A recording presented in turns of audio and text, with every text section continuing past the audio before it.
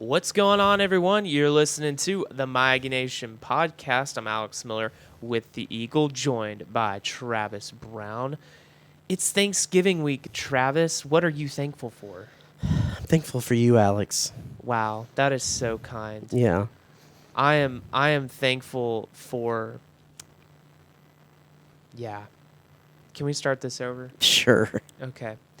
I totally blanked. All right, here we go. In 3, 2, 1. What's going on, everyone? You're listening to the My Aggie Nation Podcast. I'm Alex Miller with the Eagle, joined by Travis Brown. Travis, happy Thanksgiving. Happy Thanksgiving, buddy. What are you thankful for this year? I'm thankful for you. Wow, that is so kind. That just made my day. Good. Travis, what is your favorite Thanksgiving? No, you know what? What is your least favorite Thanksgiving Anything food? with green beans in it. I hate green beans. Yes, green bean casserole, absolutely disgusting.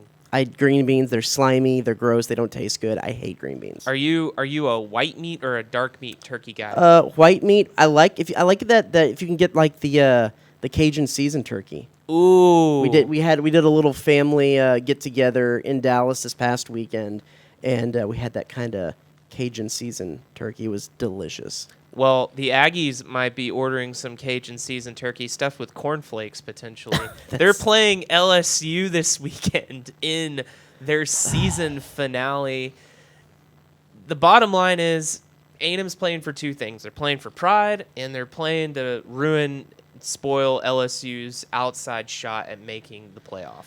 Yeah, and I think that is a little bit of a selling point, something that they seem to be grasping onto a little bit is, the bit playing upset, playing spoiler. LSU has there's kind of a little bit of the rivalry that's formed up there since 2017, and I think that there is some guys on this team that would like to see that happen, and I think that there is maybe a chance that could happen. I think it all depends on the health of Devon Achane and Evan Stewart. Yeah, Devon Achane, Evan Stewart sat out last week. Achane didn't play against Auburn. Stewart had to leave the game in the second half. You know, you look back, the three of them were together against Ole Miss, and that was probably A&M's best offensive game of the season. Yeah, I mean, I think having all three of them back would be a big help. It gives them a little bit more balance. It gives the defensive secondary of LSU has to make the choice of are they going to double team Evan Stewart or are they going to double team Moose Muhammad. When they had both of those guys available is when the passing game really clicked and moved. Two guys who can run good routes and catch balls in traffic. When it's just one of them out there, they're able to bracket those guys, and that doesn't necessarily leave a whole lot of guys open who have proven themselves that much. Another thing, Donovan Green being back too, because he started to come along a little bit, and another guy that can make some moves in the passing game. I think that would be huge. And two, if you look back at the UMass game, it took a half for A&M's running backs, their backup guys, Le'Veon Moss and Amari Daniels, to really kind of find their stride. I know some of that Jimbo Fisher said was the tight end sealing some of those running lanes off, but I think having those three guys back really could make all the difference in if A&M has a chance or if it's just going to be an LSU blowout. Yeah, certainly looks like Devon Achane probably more likely to play. I think it was telling how Jimbo Fisher said he tried to give it a go last week and then just couldn't make it happen. Got to think that he's probably on the upswing for this week. Yeah, I mean, he was out there in warm-ups, in full pads. He didn't really participate in drills, and you could kind of see him testing out that leg and kind of shaking his head and talking to people. And then I believe he was still in uniform throughout the game on the sidelines. Evan Stewart wasn't out there at all during warm-ups and was in street clothes on the sidelines. So just depends on how much they can get over that and get into the game. But it would be a huge boost if they had all three of them. Something Connor Wegman kind of unlocked last week that we hadn't really seen from him was his running ability. Seems like that is an element of his game that, if he can see the green light when the play's kind of unfolding and just take off and run, certainly can help the Aggies, especially since we've seen how there's been times where A&M's receivers just haven't done a great job of running routes and getting open. Well, we're going to talk to the Advocates reporting duo, Leah Van and Wilson Alexander, in the next segment, and I'll play spoiler here, and we talk a little bit about Harold Perkins, their pass rusher, edge rusher extraordinaire, who has actually, as Leah will say, dropped back a little bit and kind of played spy and linebacker at times, and gotten to choose his times to rush the quarterback. That actually might be huge, because if you can engage Connor's legs a little bit more and make him a running threat in this game, it takes away their ability just to set him up on the edge and rush the passer every time. They might just elect to drop him back and spy a little bit more. Not to say that either one is going to be great for A&M's offense, but I think for what the struggles A&M's offensive line has had this year, you'd rather have Harold Perkins back as a spy than necessarily trying to get in and disrupt the pocket every play. Well, I was doing a little research before this, Harold Perkins and Connor Wegman, they're pretty familiar with each other. Played 7-on-7 in high school. They're both from Cypress. Harold Perkins played at Cy Park. Connor Wegman played at Bridgeland. They played against each other in the same district, and their senior year, Cy Park beat Bridgeland, one of the few games Bridgeland lost. They had a really good season that senior season for Wegman, and I believe in that game that Harold Perkins had an interception on Wegman. So these guys are familiar with each other. There you go. Well, we're going to get all into the matchup between the Aggies and Tigers with our friends from The Advocate. Let's switch gears a little bit, because as football season winds down for the Aggies, basketball season starting to ramp up. A&M played in the Myrtle Beach Invitational last week. Not necessarily anything to write home about, though. Yeah, but I don't necessarily think that the losses are super concerning. They were against what would probably be about quad 2 opponents, which isn't great for a resume, but isn't as detrimental as some of those early losses were for A&M last season in Murray State and Colorado. Murray State is a perennial tournament team. Yeah, they won 30 games last year. If you look at the stats, there is 2 issues. That across the board, A&M is a better all-around team than they were last year, and that's a team that made the NIT finals. There's just 2 issues, really, that they've had that put them behind in those 2 games that they need to fix, and it's stuff that Buzz Williams has talked about from the get-go. The first and probably the most important is closing out on shooters when they get in rotation behind the 3-point line.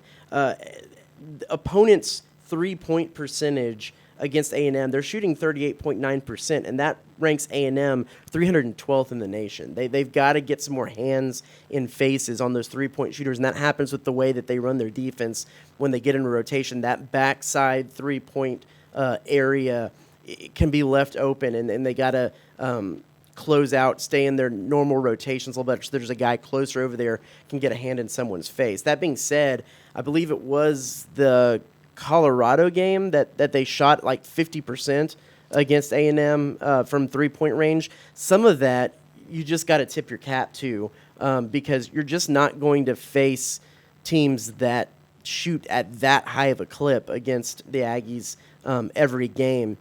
So there was a little bit of anomaly there, but I think, as Buzz Williams would say, a lot of that is they have to defend the 3-point shot a lot better to help pull that percentage down. The other thing is opponents' free throw percentage. They're ranked 245th in the nation. Opponents are shooting 72.6% from the free throw line. And I know some of this is when they're behind, they're having to foul, but when they're getting to the line, they're hitting their free throws against the Aggies. The only way really you could defend that is just, A, get yourself in positions where you're not having to foul late, and B, don't foul so much early. I mean, I think it was the Abilene Christian game that they were already in the bonus, the double bonus, like 8 minutes into the first half. They can't foul as much as they've been fouling. But those 2 things, compared to where they were last year with turnovers, they're still turning the ball over decently at a decently high clip, but there are fewer live ball turnovers this season, and the teams aren't necessarily capitalizing on those turnovers quite as much. I see that the 3-point shooting, defending, and fouling less as two of the bigger issues this year, and those are easily fixed more so than some of the issues they had last year. You know, I was watching the Murray State game and part of the Colorado game, and they were just shooting lights out. I mean, part of that I wonder too is, you know, they're playing in a small gym where the wall's like right up back behind the backboard. Probably more of a shooter's gym where you can have a chance to make more of those shots. Mm-hmm. You know. Yeah, that is certainly the case. I know we were talking about this back in 2015 when I was covering TCU. They were redoing their gym, and the women's basketball team played in the rec center that had the walls right behind the baskets. And that season, TCU shot, I think it was like 10 to 15 percentage points higher than they did the season before, just not having that large depth of field behind the baskets like you have in a big arena. So that can always help shooters. Well, A&M's going to go on the road. They're playing DePaul this week, a team from the Big East up in Chicago. So, you know, a chance for A&M to rebound with a team or a win over a team with, you know, that's got program pedigree. Yeah, if you're looking at Ken Palm's stats and rankings, A&M's ranked 58. Not bad for all things considered. DePaul, but both of their losses were, at the time, Murray State was 75 and Colorado was 72. Now Colorado's 57, Murray State's 106. So at the time, not bad losses, and the Colorado, as they've kept winning, has helped. DePaul's ranked 84th, so a little bit better. You're not in the hundreds and the 200s in ranking like they were the year before. And a lot of away games, if they can take some of these away wins, that'll help their strength of schedule. Of course, one of the things that hurt them last year when they were looking at the NCAA tournament bid, they got to collect some wins. Their biggest chance to get a quality non-conference win before the conference season fires up is December 17th at Memphis. Memphis is ranked 29th in the Ken Palm rankings.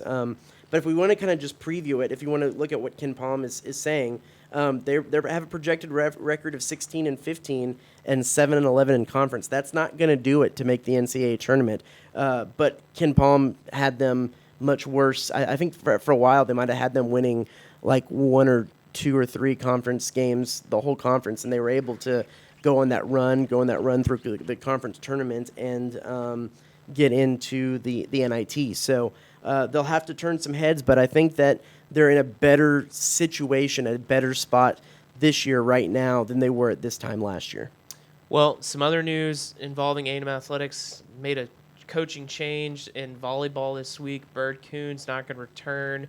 A&M had the one good season, made the Sweet 16, just haven't really done a lot of good things since.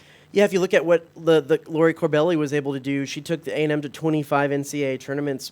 Bird Coon was only able to do it once in 5 years, and you could argue that a lot of that was with a lot of Corbelli's players. Haven't necessarily been able to recruit well, haven't been able to keep players here who were good, and they really never could find that good sixth rotation player to replace Holland Hands when she left. I mean, she was a all-generation type player with all the records that she set and broke, but they couldn't even find anybody really close to that had the consistency that she had. They just weren't a consistent team. They'd go out and beat a ranked team and then lose to a last-place team twice the next weekend. Volleyball is a little tougher sport than a lot of the other ones, too, because they don't have a conference tournament. So it's completely on the body of work of what you do in the regular season. And they just couldn't do anything with any consistency.